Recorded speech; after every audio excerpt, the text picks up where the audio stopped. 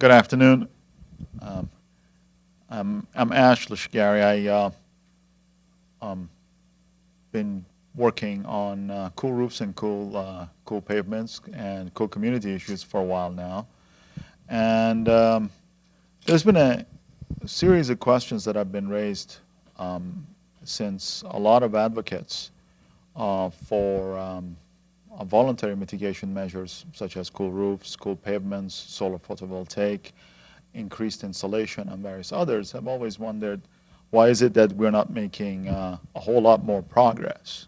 Well, if you buy a 5 kVA PV solar cell in California, say in Sacramento, and you want to put it on top of your roof, the sale price for the 5 kVA is about $6,000, you know. But before anything really happens, you discover that it really costs about $22,000, the whole system.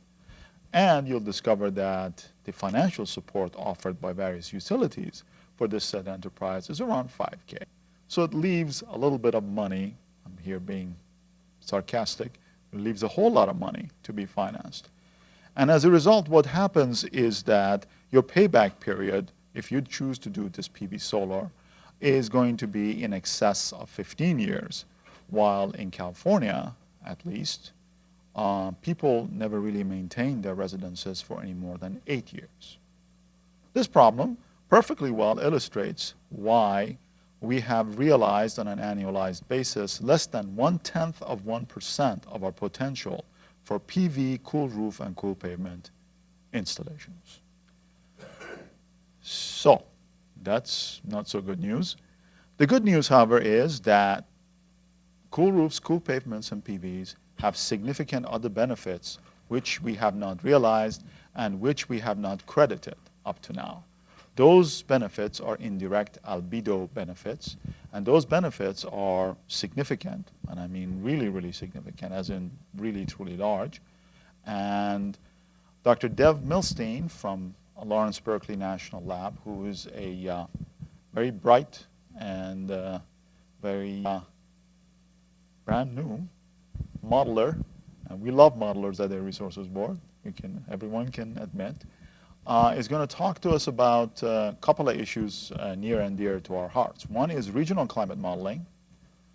As you all know, we don't do climate modeling, but we definitely want to. It's just that, you know, we're a poor but proud family.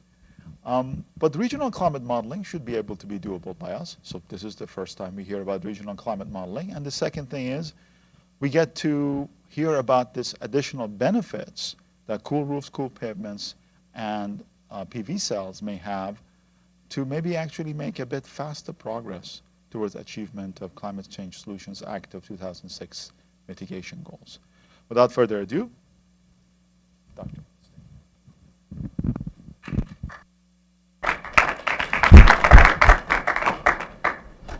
Hello, everybody.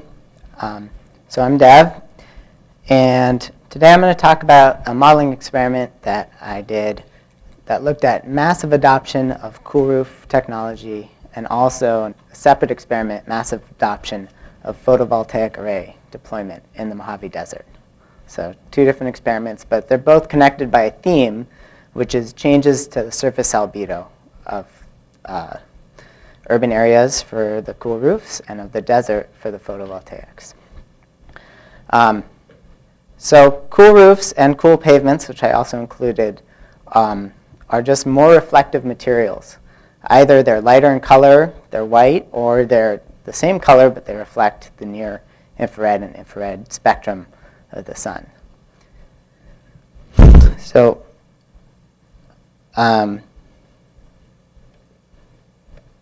I'd like to acknowledge a couple of people who helped inspire the research. We've had discussions with Paul Avasados and Art Rosenfeld. And the modeling took quite a bit of computing resources, which were, I should acknowledge, the Lawrencium and NERSC supercomputers.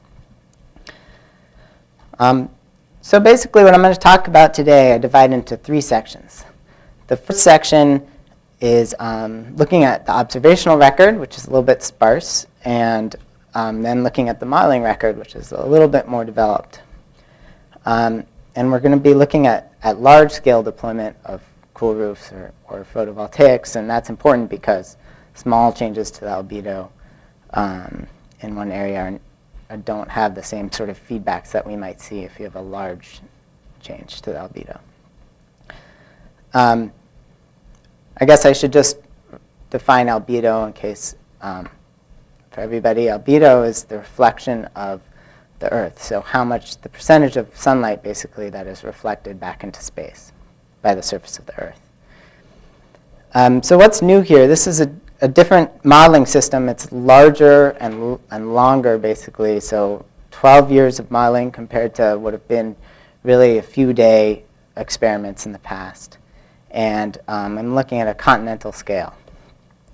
And then after I compare to other modeling research, I'm going to discuss the findings. And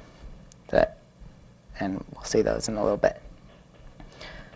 So first of all, observations. There are very few examples of a place that has changed the albedo of an entire region, which is what would occur if we adopted cool roof technology on a massive scale. One example that we have researched is in Spain, and it's in the southern portion of Spain. And what happened here is that over time, this was an agricultural economy here, and it switched from being just planting in fields to adopting greenhouses. And during the summer, the farmers there whitewashed the roofs of their greenhouses. So over time, we can see how the greenhouses have brightened the surface of the Earth here. And you can see if you compare patches where there are greenhouses to the underlying vegetation, we can see how much lighter the greenhouses really are. So this is an example where we can really study a large-scale change to the Earth's albedo caused by humans. So to do that, Pablo Campra and al. Have looked at temperature records over a long time period in the region and nearby regions. So here we have temperature records from regions that have the greenhouses and regions nearby that do not have the greenhouses. And as we can see, through much of the time, they track each other very well. But the last 20 years or so, there's been a divergence. And what I've circled here in the blue are the measurements that were taken in the regions with the greenhouses.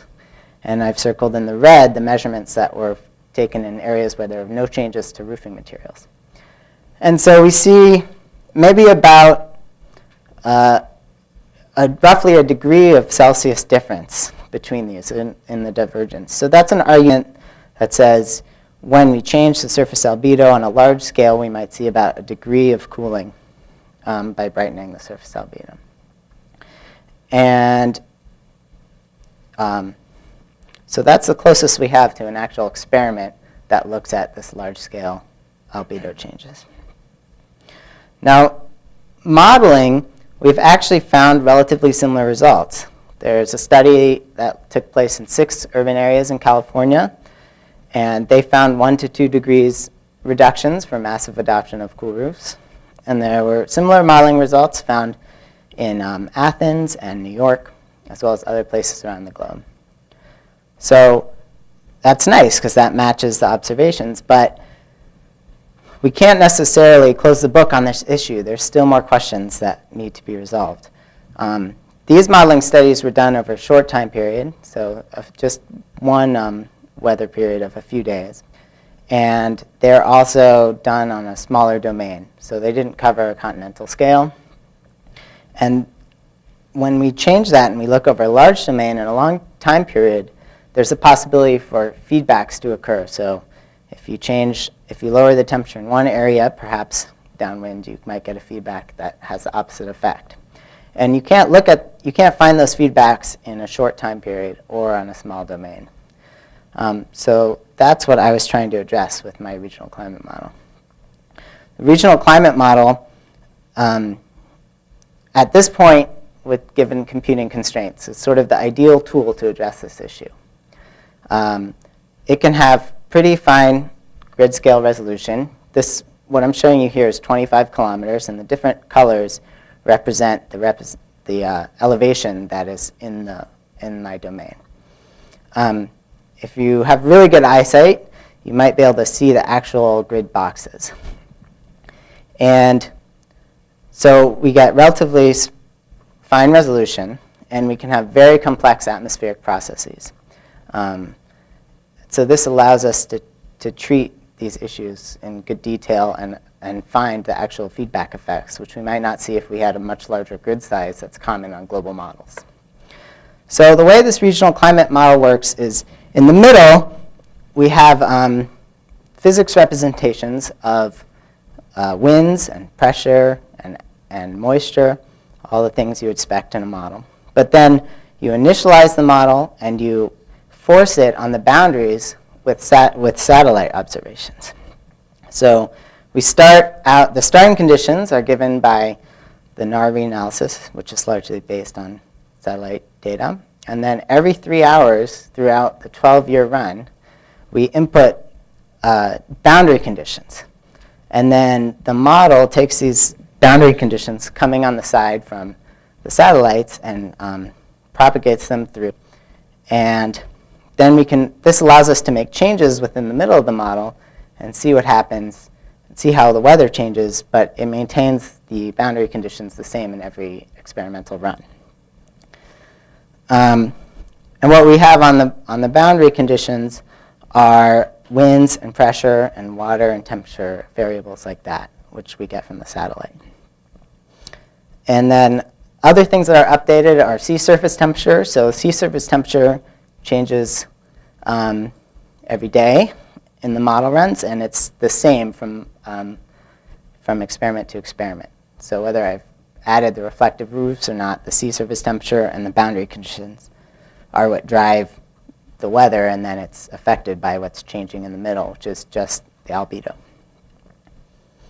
So we published a paper on this, which is open access. Everyone can download it. It's in Environmental Research Letters. And it was very exciting. We had a press release, and then we had a number of other media outlets covering the paper, so it got a lot of buzz. And now I'll talk to you about how well the model functions in the base case, and then I'll talk about the results. So what I'm not showing here is the temperature, how well the temperature compares with the observations. The comparison of the model is all on sort of longer time period averages. So you can't compare an individual day to an individual day when you're running a model like this for 12 years. But you can compare sort of, does it get the monthly trends? So I looked at comparing the model to 20 different temperature records across the US, spread across the US. And then what I found was that the model can capture about 55% of the variance of monthly anomalies in temperature.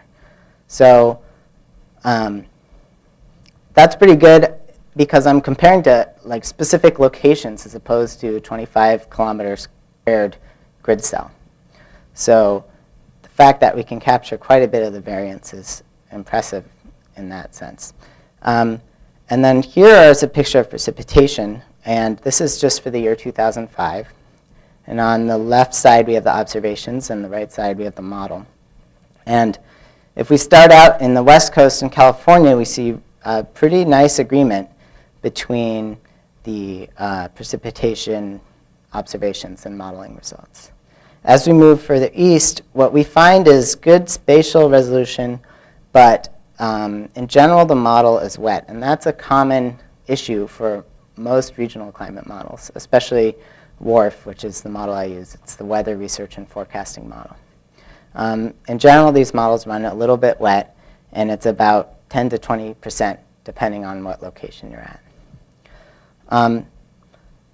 I also have compared radiation variables as well, which I'm not showing, but those also compare favorably, but 10 to 20% differences also.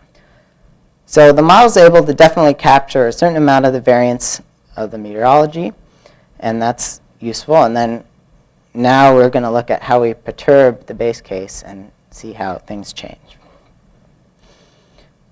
So here is the base surface reflectivity that's in the model, and it changes over the seasons. This is summertime. It's a July albedo. So places that are really bright reflect about 30% of incoming light, and then it goes all the way down to close to zero. The water's like 5 or 6% or so. And so what we assumed was that all roofs and all pavements adopted cool technology that was appropriate for their sector. So commercial flat roofs would be white, and then residential homes would have appropriate shingles, which are cooler, but maybe not exactly white. And then we also considered their aged reflectivity. So initially, cool roofs have a very high reflectance, and they degrade somewhat over time. So in a 100% urban area, with certain average assumptions about how much roof and pavement are in cities, we see an increase of about 0.1 or 10% in the albedo when you apply cool technology to every surface. So here I'll toggle back and forth between the base reflectivity and the new reflectivity. And so you can see the major cities. Oops, I just gave away the answer there. You can see major cities pop up and brighten up in the cool albedo case. We can see Chicago here, and the eastern cities, and Los Angeles. Those are clear examples, as well as some other cities around the country. So that's the only change between these two 12-year experiments that I ran, and the years are 1998 through 2009. And so next I'm going to show what change the summer surface temperature, or 2-meter temperature, that occurs when you brighten up the cities, or all the urban areas. And so here's the change, and it ranges from -1 to 1, and the hatched areas are significantly different than 0. So that means the annual variability wasn't too high to obscure the changes. And so what we expect to see is all these cooling colors, because we're making the cities lighter, and so the temperature should drop in those cities. And we see that throughout California and in the Northeast. In fact, it's hard to see in this, but I'll show you details later. Actually, almost every major urban area has significant cooling. But what we notice is a strong positive feedback in the center of the country near Texas, and also in Florida there's significant warming. And these warmings are downwind of urban areas. And they are also associated with lower cumulus precipitation and more sunshine. So there's much more short-wave radiation reaching the surface of the Earth in those locations. And so while we can't exactly ascribe blame, we can say that that's a reasonable hypothesis, that you increase the urban albedo, and then in some situations downwind, you see less cumulus precipitation in the modeling world, which can raise the surface temperatures.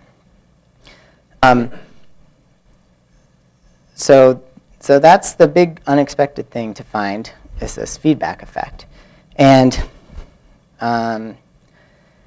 so it very much depends where you're located in terms of how effective the cool roof technology is. So let's look at some specific cities. Don't look at all of this at once, but let's start with Chicago as an example. Chicago, in my modeling world, was 61% urban. So that meant the other 40% were rural areas in the grid cell. And so that corresponded to a 7% increase in the albedo.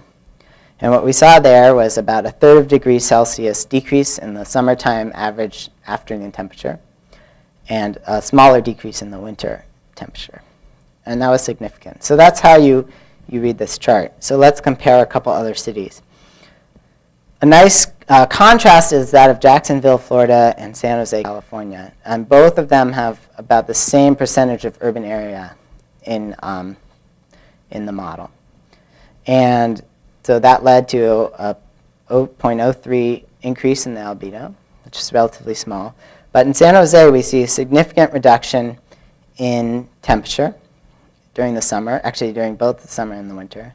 But in Jacksonville, Florida, there's no the star means that it's not significantly different than 0. So there's actually no measurable change in Jacksonville, Florida when you brighten the urban albedos. During the winter, actually, though, in Jacksonville, Florida, there was a significant cooling, although it's relatively small. So that demonstrates the difference between cities. And probably the main difference there is the cumulus precipitation, which occurs in Jacksonville but does not occur so much in San Jose.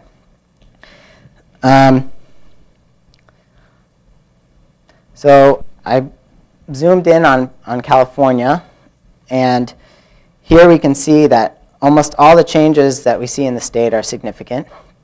And in most cities across the state, their changes are 0.3 or so degrees Celsius, and that's a decrease in temperature. And in Los Angeles, we get up to 0.6 degrees decrease Celsius in temperature during the summertime. And the Los Angeles area is pretty big. There's a lot of grid cells that have that higher amount of temperature reduction. And the other nice thing about California is we don't see any of these feedback issues, and no significant temperature increase. Yeah. So that means that California is a much simpler picture, and that in terms of this longer-term, large-scale regional model versus the smaller models that have been used in the past, there's not that much difference in the results except the magnitude of the results, which are a little bit different, a little bit lower here. So then I will move on. So how do we then say if we put on cool roofs and it's reflecting energy back into space rather than it getting absorbed into the earth and then into the atmosphere, how do we make that equivalent to emissions of CO2? So we follow two assumptions in order to do that. The first one is that we have this 0.9 kilowatts per ton of atmospheric CO2 as a radiative forcing. And that assumption has been followed by previous work by Menon et al. And Akbari et al. And what they did was they gathered, there's been many papers written on this, so they looked at a few of the important papers trying to calculate the top of the atmosphere forcing. And about 3 of the 4 of them had a number very close to 0.9.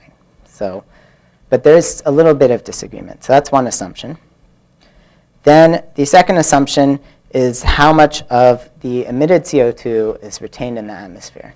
And we went with what the IPCC found in 2007, which is that about 55% of emitted CO2 stays in the atmosphere. So given those two assumptions, then we can take the difference in outgoing radiation between the two experiments and convert that basically into equivalent CO2 emissions. So we saw over all the land area in the national domain an increase of about 0.16 watts per meter squared on average. And so if you convert that, given the amount of roof and pavement area assumed in the model, we find about 175 kilogram CO2 per meter squared equivalent. So when you add a roof, if you just take the assumptions that we had in our model output, you would find that you could credit that roof with reducing about 175 kilogram CO2 per meter squared.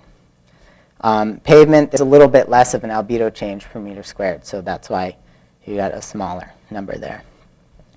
And then nationally, that adds up to about a 3 gigaton CO2 offset. And that's a one-time offset. It doesn't repeat every year. So that's when you change the infrastructure to have reflective surfaces, you get this offset. and then you have to let them live out their life. You can't just get that offset each year. That's a big offset, even though it's just 1 year, but it's about half of our CO2 equivalent emissions in the US, depending on which year you choose.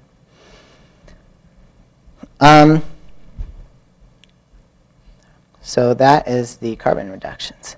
So next, I'll move on to looking at comparison of cool roofs versus photovoltaic panels. And this is Alameda County Jail, and they have cool roofs and photovoltaic panels. So it's a nice comparison and contrast of the different albedos. And this is about as extreme as you can get. There's other places where the difference between the photovoltaic panels and the underlying albedo are not nearly as large. Yeah, that's an interesting. So Nevada, this is a Nevada solar plant, and it looks very similar in terms of contrast in that it's a very reflective surface and very dark photovoltaic panels. But that's not always the case. In Ohio here, if you blur your eyes a little, it's hard to really define what absorbs more sunlight, the panels or the foliage next to the panels. So defining how dark the panels are is a little bit tricky. One thing I argue is that you can't just take the albedo of the panels itself. You have to include the panel efficiency. So the temperature of the panel is going to reflect how much energy it absorbs from the sun, how much it reflects, and also how much energy the panel carts away as electricity. So if a panel is 20% efficient, then that's equivalent to being 20% reflective, another material that's 20% reflective. There are more complicated arguments you could make in terms of a larger energy balance, but for the purpose of this study, I defined an effective albedo as the physical albedo of the panel and the efficiency of the panel. And in my simulation, I assumed available technology today. So I looked at as if you used First Solar panels as an example, which are 11% efficient, and I assumed about a 5% albedo. So that gives you roughly a 16% effective albedo for the solar panels. So if we look at these in the Mojave Desert, then so here are the locations of my simulated massive solar arrays. And if you actually put, here I'll toggle back and forth so you can see how the desert darkens there. If you actually installed this under the assumptions I use, it could generate about a terawatt of electricity at peak capacity, which is a huge amount. So this is really a large case. This is sort of a worst case scenario for photovoltaics. And then the other thing to notice is that it's actually not that dark compared to sort of the average albedo across much of the United States. And as solar panels become more efficient, then they're likely to be actually, in a sense, cooler than the surrounding albedo in a lot of cases. If they're 25% efficient, then if you have a background albedo that's 20%, then the solar panels will be cooler in a way, although they don't have evapotranspiration, so that's an issue. Anyway, here's this second experiment. This was the only change I made in the Mojave Desert, so I didn't include the brightening of the urban areas. It's just the Mojave Desert.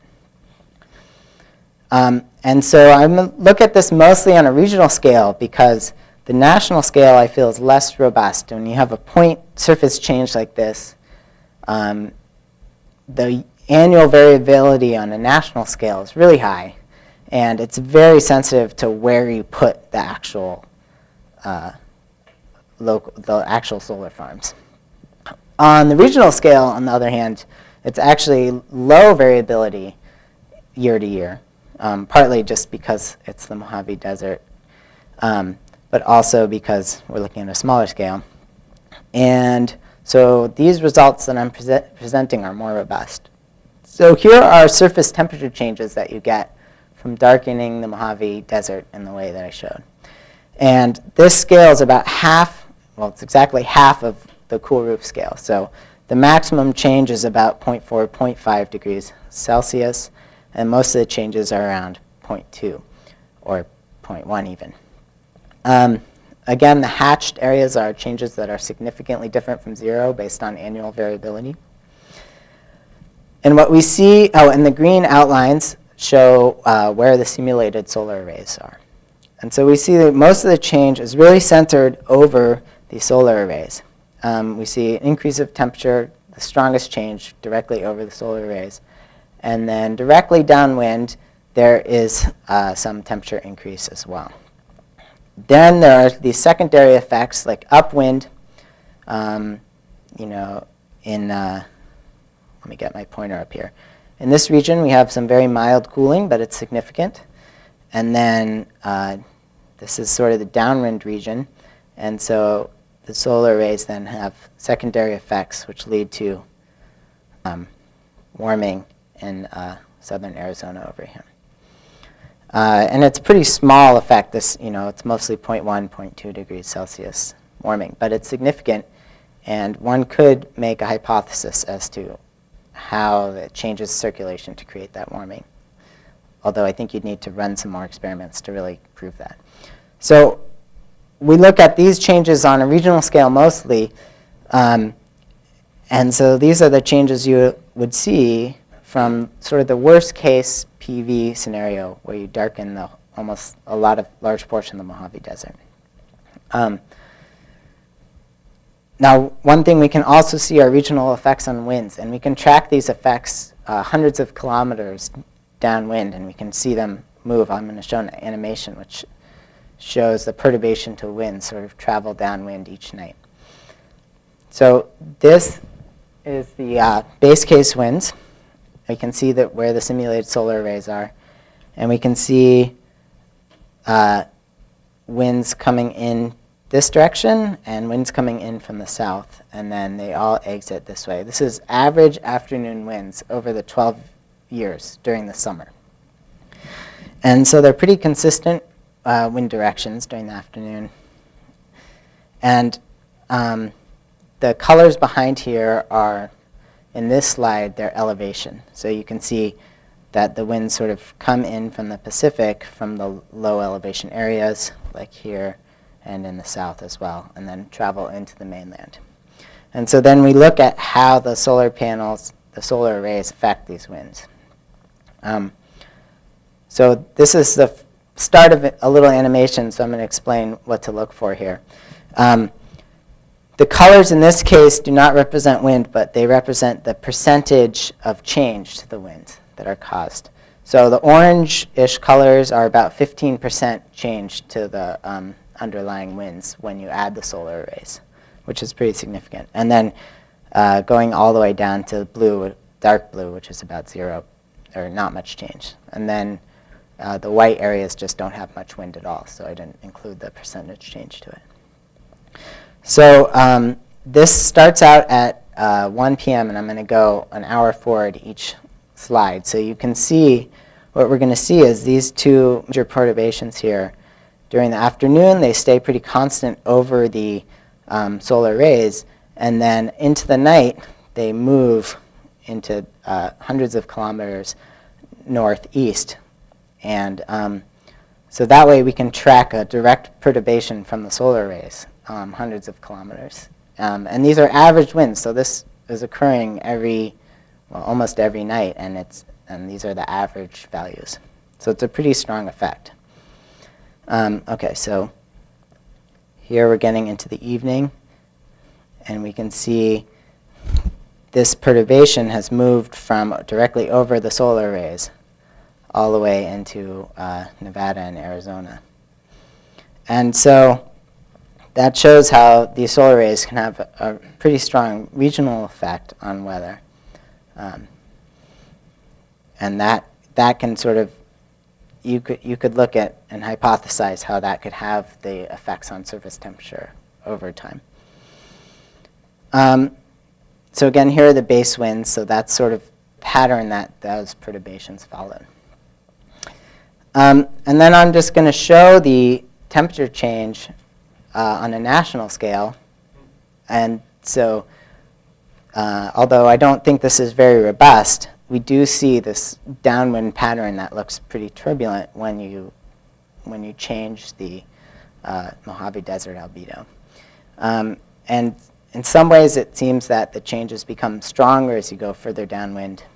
But again, you'd really have to run a number of these experiments to see how robust that is and change the positioning of the solar arrays a bit and see what happens.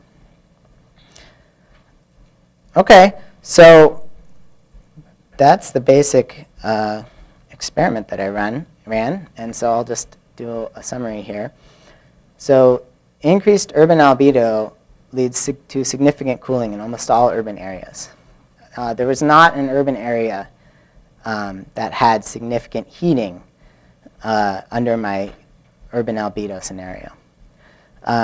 There were downwind areas that showed significant heating. They were not urban, though, so they didn't have the actual albedo changes in those particular grid cells. That demonstrates the importance of coupling the land and atmosphere when modeling these albedo changes. And especially if you're in an area with high cumulus precipitation or more complex precipitation than we have in California. A few of the cities did not see any average cooling. So Jacksonville, for example, it didn't see significant heating, but on average, it was no cooler under the cool roof scenario than it was beforehand. And given the assumptions we had, we found a CO2 offset of about 3.3 gigatons for both adoption of cool roofs and cool pavements across the US. I should also mention at this point that the feedback effects don't always cause heating. In some cases, they cause cooling downwind. If I go back to the this graph, there's large portions of the northeast especially that don't particularly have large urban areas, but are downwind of urban areas that have gotten cooler. So just like these downwind areas have gotten hotter, these more rural areas have gotten cooler from the scenario. So the feedback issue works both directions.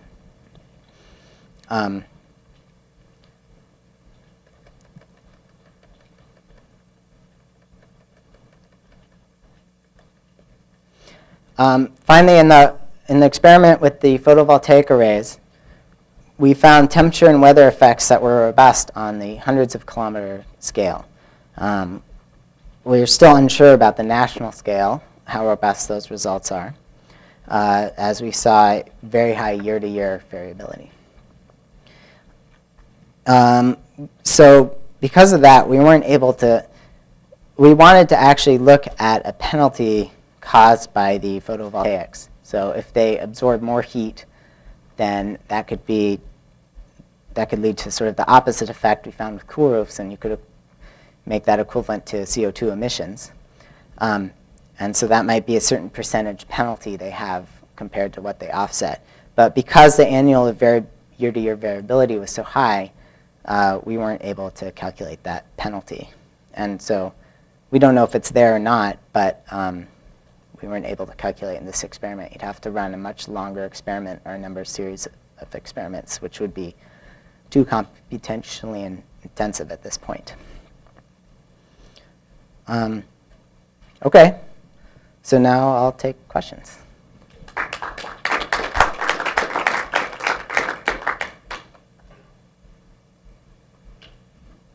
Yes?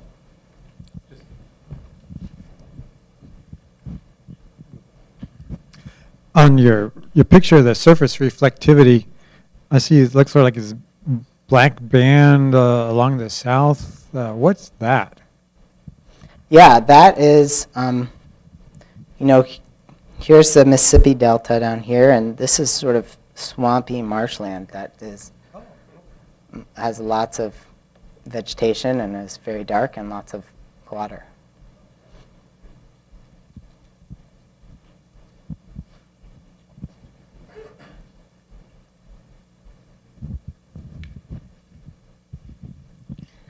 This is very interesting. I have two questions. First, I'm sure you know, since you live in California, the California coast in the summer has an ongoing probably condition, the summer fog, the June gloom. And I was wondering how well your model captured that and what the effect was on the albedo. And then a second question would be, in your table, it looked like Los Angeles saw the biggest effect. And can you discuss why that would be so? Yeah. So, well, first about the fog issue, it's actually one of the largest challenges in terms of modeling. These are 25-kilometer grid cells, so while they can resolve a city, they can't necessarily resolve fog so well right along the coast. And that's modeling fog is challenging even if you have a really highly resolved model. So the fog is a real challenge, and so the model did represent fog, but I haven't looked specifically at, say, San Francisco to compare the frequency of foggy days to observations or things like that. Also, it would be a challenge because in San Francisco, often half a model cell might be foggy and the other half would be sunny. So yeah, that's a real challenge for the coastal areas especially. Los Angeles, we can see, is the most urban, or in my model it was represented as the most urban area. So it's 96% urban. And Detroit also had that high urban fraction as well. But Los Angeles, I have to hypothesize here because I don't have the actual numbers in front of me. But my guess would be that compared to Detroit or New York or Houston, that Los Angeles is sunnier during the summer with less interaction with clouds. So I would guess that's why it has the highest temperature reductions. And some of those grid cells go quite far inland as well that have large temperature changes. So this isn't only the coastal change. We're also looking all the way to Riverside, for example. Then, yeah, and in New York and Detroit and Houston are rainier during the summer than Los Angeles. So, Thank you.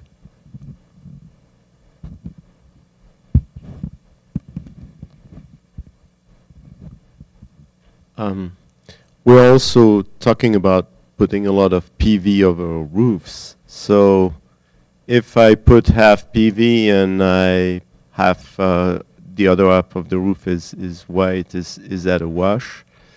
And because I mean there's some issues there. We're talking about a scenario where everything is as white as possible, but we're also striving to have a lot of PV on buildings, and maybe covering parking lots with PV is that doesn't change the albedo, or there are all those questions. yeah, it's a very interesting subject. There's lots of different issues in terms of PV and cool roofs. Of course, the most important thing in terms of urban heating when you add PV is what was the albedo before. If you put PV over a blacktop parking lot, you're going to have significant cooling. But if you put PV over a commercial white roof, then that's going to absorb a lot more sunlight that's not going to all be converted into electricity. There's also other interesting issues when I've talked to people in the industry, they have found that their cool roofs, when they add PV to them, the PV seems to function a couple % better, and that 1 to 2% better. And that's what they think it's due to decreased temperatures on the roof. They also have a compensating problem, which is that during the winter, the snow sticks around on the panels a lot longer when the rest of the roof is cool. So that lowers production quite a bit. And in one case, it seemed to lower it about 17% for the month of January for the cool roof. So if you have a location that doesn't get snowy, then when you add PV to a cool roof, the PV actually performs better. But there is the other side that when you add PV to a white roof, you're absorbing a lot more energy. Personally, I'm a fan of PV, so I would still encourage that. But yeah, that is something that should be taken into account. And then there's the other issue of very efficient solar cells. You know, some of the silicon solar cells are getting up to close to 20% efficiency now, and that efficiency is higher in itself than a lot of residential roof albedos. So if you added an efficient solar cell to a residential roof, you would get cooling from absorbing more light and turning it into electricity. And then there's also secondary cooling you get for the building that occurs because you have put a little gap between the PV panel and the roof. And I should also mention at this point, my carbon offsets were only calculated for the albedo effect. There's additional savings you get from building energy use when you add a cool roof. And other people have included that, so I did not make that a focus of this paper.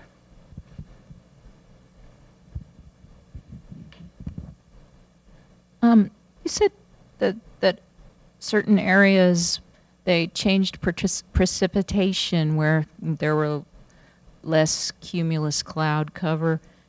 Did you show anything about what might happen, or could you use this model to determine what might happen with precipitation in California? Yeah. You know, California, it seems, does not have much to worry about in terms of feedback effects. There's not much cumulus precipitation here in general. So precipitation in California is largely driven by fronts coming in off the Pacific and then orographic changes as they pass over California. So there may be some precipitation changes. I'd have to go and look at the results. But I don't think it's to the extent of what we see in Texas or Florida. And you know, there's a whole area of study that focuses on urban heat island effects on precipitation. So they look at areas where downwind of the heat island you might get increased precipitation. So this fits in sort of a general sense in that it's the opposite of that effect. You're reducing the urban heat island, then you're reducing some of these other effects. In this model, it's slightly different scales than some of the papers, though, so there's work to be done to reconcile those two. Yeah.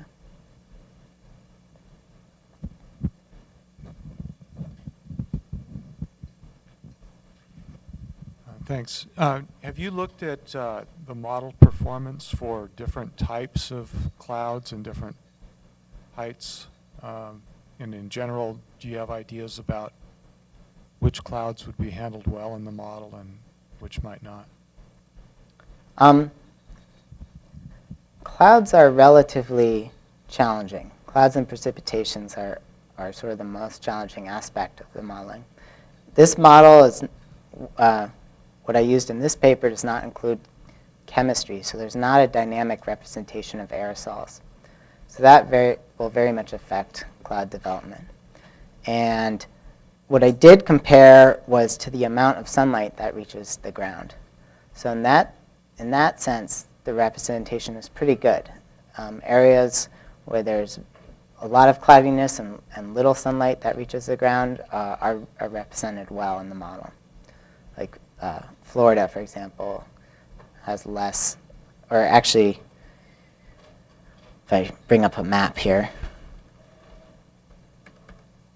if, you know, I mean, this area in the southwest has the most direct sunlight reaching the ground, which just makes it very tempting for solar installations. And this area in the southeast has the least during the summertime. And that's because of differences in clouds. And the model does represent that. I have not looked specifically at its representation at different altitudes for clouds in different locations. Although this is a widely used model. It's sort of the main regional model, so many people are looking at that issue.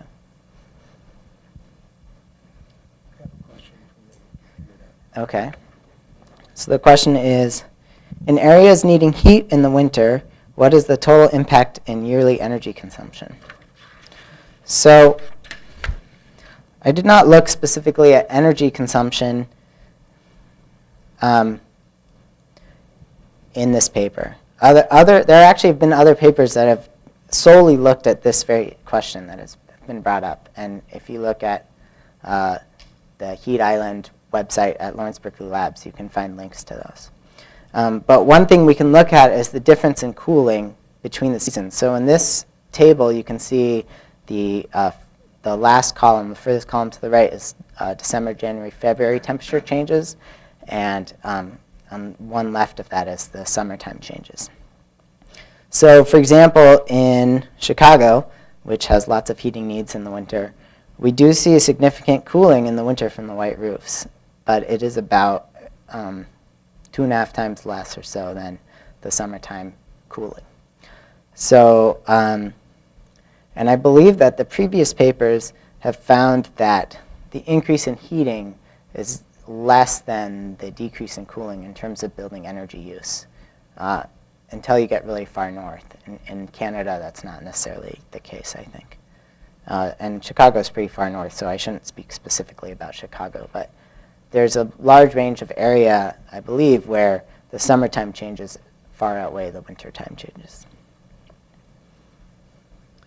Could you talk through, again, how the 3.3 gigatons of CO2 is calculated? That's over the lifetime of the roof and pavement? Sure. Okay, so first, independently from my work, is this calculation of radiative forcing caused by CO2. And so many people have found by running climate models where they look at a doubling of CO2, and then from that they figure out what the radiative changes were. They've calculated that to be about 0.9 kilowatts per ton of CO2 in the atmosphere. And then the second major assumption was from the atmospheric retention of emitted CO2. So if all the emitted CO2 was retained in the atmosphere, then I'd have a lower offset. But you get to offset more because some of the CO2 you're emitting actually never stays in the atmosphere. So I calculated that the change to outgoing radiation from the changes in surface albedo and then the accompanying changes in feedbacks to clouds, which also affect the change in outgoing radiation, is 16 watts per meter squared on average across all the land area in the US.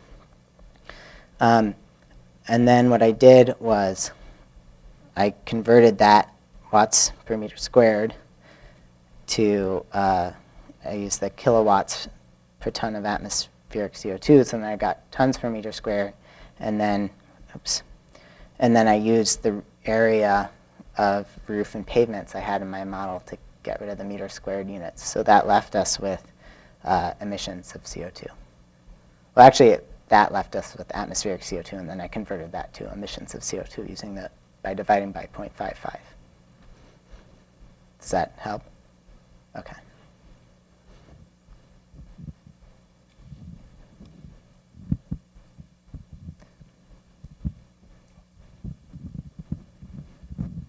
I know this isn't in your model, but it occurs to me. Has anyone figured out the albedo change associated with a solar thermal power plant as opposed to a solar photovoltaic? Yeah, that I think is still relatively new. I mean, there have been a few solar thermal plants around for a long time, but I don't know if there's sort of a standard efficiency yet or a standard effective albedo for a solar thermal plant. Then if you're using something like a centralized tower plant versus a trough plant, there might be differences because you're centralizing the atmospheric heating rather than distributing it over a large area. And there might be differences in terms of elevation of where the heating occurs. So that would be a whole nother study to look at. Yeah, they've just actually incorporated the effects of wind turbines on atmospheric circulation in the WRF model. So maybe the next step would be to incorporate solar thermal also. but it's a bit harder to model than photovoltaics because of those other aspects to it.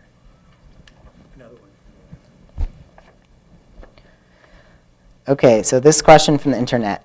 Could a large PV array located upwind of a wind energy farm create a benefit in increased wind for the wind farm? So, yeah, I mean,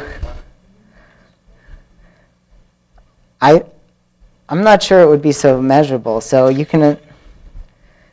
see this, these are the wind changes, and most of these wind changes are associated with the PV array itself.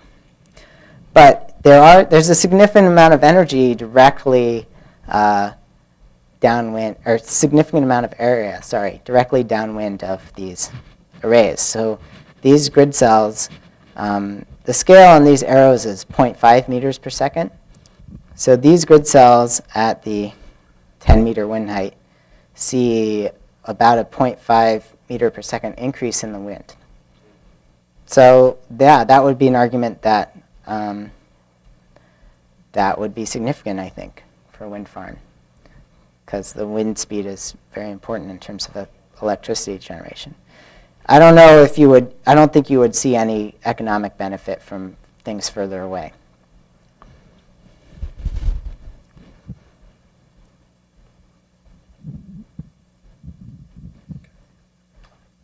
Yeah, I had a question, and it dealt with, in the seminar that we both attended and Dev spoke, there was a group of people who were presenting work for flat, cool roofs, flat white roofs, and they had a cylindrical PV cell that they would put on those roofs, and it would sit on those roofs a certain distance away, and they were saying that the shading effect of the roof was essentially minimal.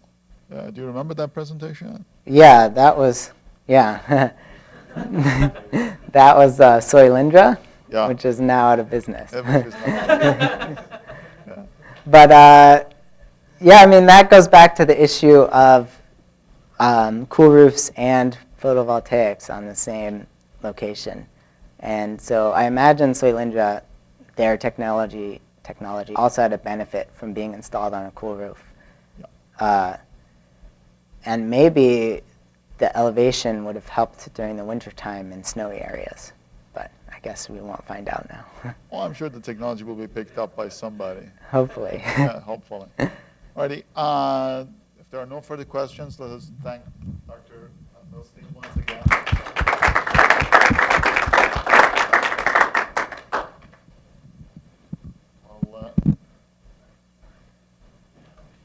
I did mention that we'd like to conduct a short interview.